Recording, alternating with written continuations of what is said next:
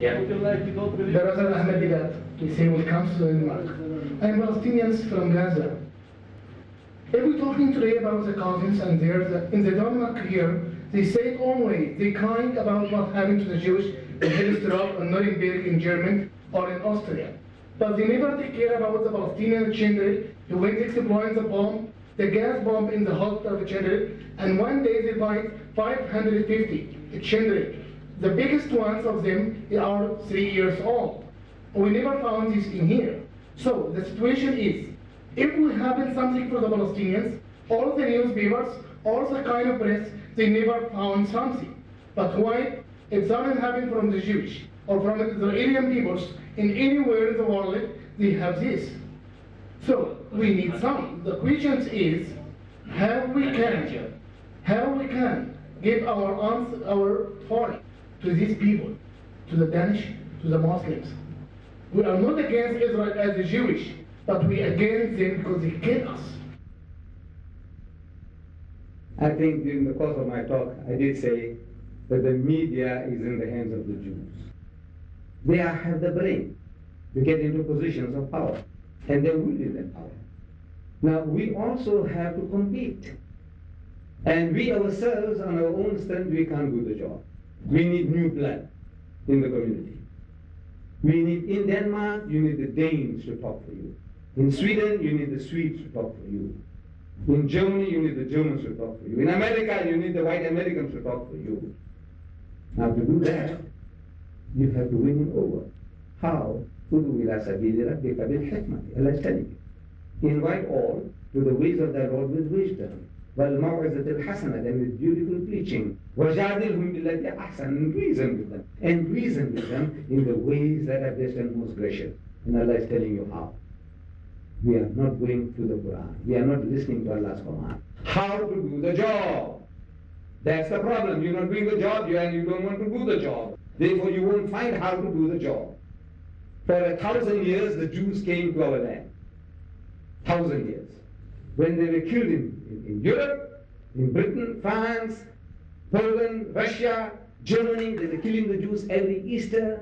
These are Christ killers. They kill their men, they rape their women, they burn their homes, and they ran. They ran to Muslim lands. And these, my Arab brothers, they said, Ahlan wa sahlan. Most beautiful words of welcome in any language. Ahlan wa sahlan. Family and plain. Just think you're a member of the family and be at ease. And they lived 1,000 years.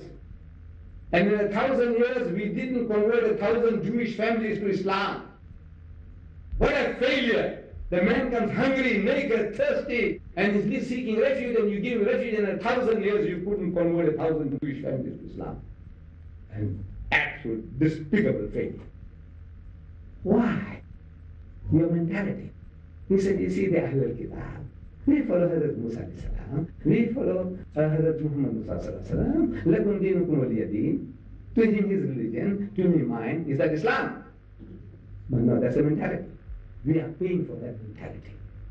1,000 years we couldn't change 1,000 Jewish families to Islam.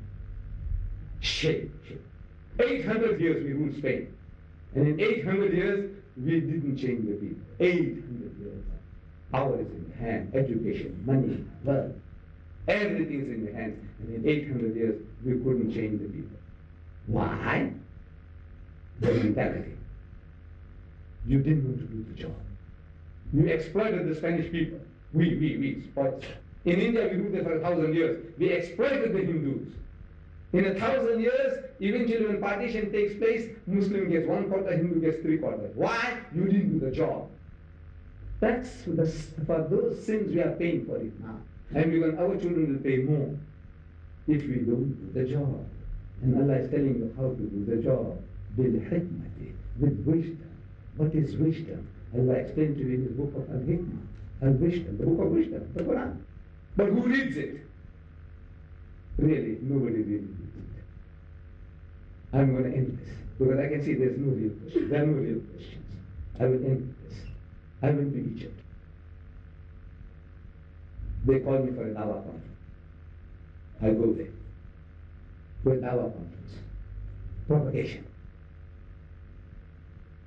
I tell them beforehand, I said, look, there'll be a problem. Visa. I'm a South African. And as a South African, you people won't give me a visa. I said, no, everything's in our hands. You come there, at the airport, you'll have the visa waiting for you. Okay, I take the plane, and then in Cairo. On the tarmac, the man from the Al-Azhar comes along with the aeroplane. Quickly, come, Mr. Didat, come. Before anybody else can get off the plane, Mr. Didat and his son, they are there before the immigration. He goes inside there. We are waiting. People from the aeroplane, the other passengers come on, all gone.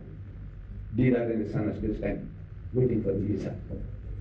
After half an hour, the man comes back and says, it's time for Jummah. It was Yom Jummah. I said, I have to go, but I have this lady here. She will help you. I said, okay. She tries. She returns after half an hour, it's another hour. I said, I will wait for 2. I'm here for the whole day. I'm entitled to disposal. There's nowhere I can go now. She returns after an hour. She said, $40. I said, for what? I said, for the visa. $20 for you, 20 for your son. I said, I'm a guest of the government. I said, look, I know nothing about that. $40. Fortunately, I gave it to her. She got the visa for me. Now, she's well dressed, well attired. Young lady, well spoken. And I could sense, or she had said that she can also speak French. She was speaking good English, and she's an Arab. But in Western attire. So I'm asking her, in my own way, the Arabic that I know. I say, Ma ismuki, what is your name? So she tells me a name. A name I never heard the sound like that in my life before. So it went one side, came out the other side. I couldn't retain. Then I'm asking her a second question, Anta Muslima? She says, no, I'm a Christian. I had suspected that, but I want to get it out of her. She's my customer. She's every Muslim. Everybody is your customer. Whether it's a Hindu, whether it's an atheist, whether it's a Jew, whether it's a Christian, anything, anybody, everybody is your customer. For deen. So she's my customer of a type. So I said, you know, Jesus Christ, before he parted from this world, he told his disciples, لكني أقول لكم الحق إنه قد إن أنتلك لأنه إن لم أنتلك لا يأتيكم المؤذي ولكن إن ذهبت أرسل إليكم. I don't know Arabic. Therefore I told the brother, I will not entertain the question. Because I don't know Arabic. This is what I have learned and just presenting it to you. So I quoted her this verse. I didn't translate it for her because she understood what I said. But for the benefit of those who don't know what I have uttered just now in Arabic, I quoted from John chapter 16 verse 7 where it says, nevertheless I tell you the truth. It is expedient for you that I go away. For if I go not away, the Comforter will not come unto you. But if I go, I will send him. So I'm asking her, in Arabic, the word for Comforter is Mu'azzi. So I said, who is this Al-Mu'azzi? She said, I don't know. She's honest. She's humble. She said, I don't know. So I said, you see in the Holy Quran, we are told that Jesus told his disciples, وَمُبَشِّرًا بِرَسُولٍ يَأْتِي مِنْ بَعْدِ اسْمُهُ أَحْمَدٍ, and giving glad tidings of a messenger to come after me, whose name shall be Ahmad, which is another name for Muhammad, and Muhammad is Al-Mu'azzi. She said, very funny. These Egyptians, meaning the Muslim Egyptians, they take us to the dance and they take us to the cinema, but they do not tell us anything about Al-Mu'azzi. So right. She gave me a sledgehammer to hit the Egyptians with. That's she gave, look, this is how Allah arms me. She gave me a sledgehammer. Said, these Egyptians, this is what they do. They take us to the dance. Please, my Egyptian brothers, don't lose your tempers. Look, it could happen anyway. And I'll tell you what happened in Kuwait. And I can tell you what happened in Saudi Arabia. And I'll tell you what happened in Pakistan. So please, don't try and boast. They are all in the mess. It just happens that this happened recently and is there before my eyes, so I'm telling you, sharing you. So I go to Marriott Hotel, a 5-star hotel, that's where they put me up, and I meet our young Egyptian. Young men, enthusiastic. So I tell them this anecdote, living story. I said, look, this is what happened, and this lady says that you Egyptians, you take these Christian women to the dance, and you take them to the cinema, but you don't tell them anything about Al-Mu'azzi. Is it true? I said, yes. Same thing can happen to you guys here in Denmark.